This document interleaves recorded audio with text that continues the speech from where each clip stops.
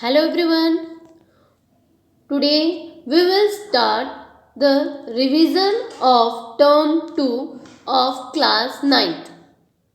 Today we will start with the lesson number 3, Nazism and the rise of Hitler from the unit history. So we will start from the topic the birth of Weimar Republic. So the Weimar Republic of Germany was politically unstable. The Weimar constitution had some inherent defeat which had made it vulnerable to dictatorship. One of its defeat was the proportional representation. This made it impossible for any political party to achieve a majority. There could be only a rule by coalition. Its Article 48 provided another defeat. It gave ample power to the president to impose emergency, suspend civil rights and rule by decrees. It was mainly due to the Article 48 that the Weimar Republic within its short life saw 20 different cabinets changing, coming and going. They lasted on an average 239 days. So the crisis in the republic could not be managed even with a liberal use of Article 48. People lost confidence in the democratic parliament system as it seemed to offer no solution to the problem the country was facing. The National Assembly assembled at Weimar and established a democratic constitution with a federal structure. In the parliament, disputes were elected with everyone allowed to cast votes including women. So that's why the Treaty of Versailles was signed, from which Germany lost all its overseas colonies and its resources, putting them in humiliation. The condition of the Treaty of Versailles were: Germany lost its overseas colonies, a tenth of its population, and 13 of its territories in Europe.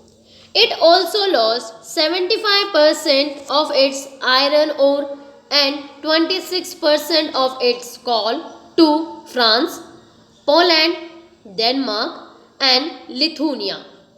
What was once a mighty empire was demilitarized to weaken its power.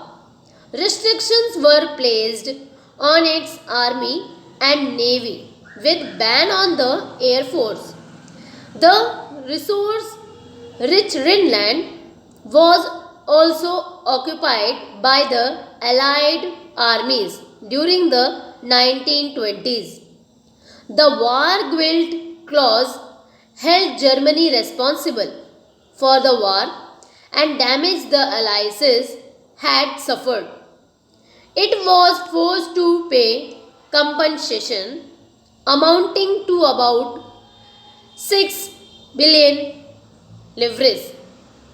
All these gave Hitler chance to rise power in Germany. Many Germans held the Weimar Republic responsible for their hardship and the decrees at Versailles.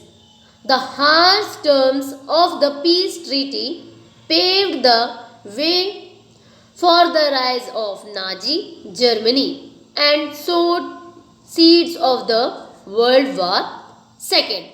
Now our next topic is effects of the war. So the war had a devastating impact on Europe both psychologically and financially.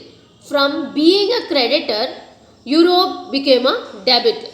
the supporters of the Weimar Republic were criticized and became easy target of taking attack in the conservative nationalist circles. Soldiers came to be placed above civilians, glorifying war and martyrdom. Aggressive war propaganda and national honor became important in Germany at the time of First World War. So let's start the next topic, political radicalism and economic crisis. With the birth and rise of Weimar had a severe impact on society, which could be seen in variety of arenas. Mentioned below are some pointers of the chapter Nazism and the rise of Hitler, elucidating political radicalism and the economic crisis of that time. The historical coincidence of Weimar's birth with the revolution of the Spartak League against the pattern of the Bolshevik Revolution in Russia. Free Corps of War veteran organization helped crush the Spartak League, uprising while the Catholics, Socialists and Democrats meet in Weimar for a democratic republic. Spartaks laid the foundation of the Communist Party in Germany. The radical policy ran ramped in Germany. The French crept into of Germany, an industrial area where they rebelled against the paying of gold. So I hope students today how much topic we are discussed that was clear in your mind. So other topics we will continue in the next video. Thank you everyone.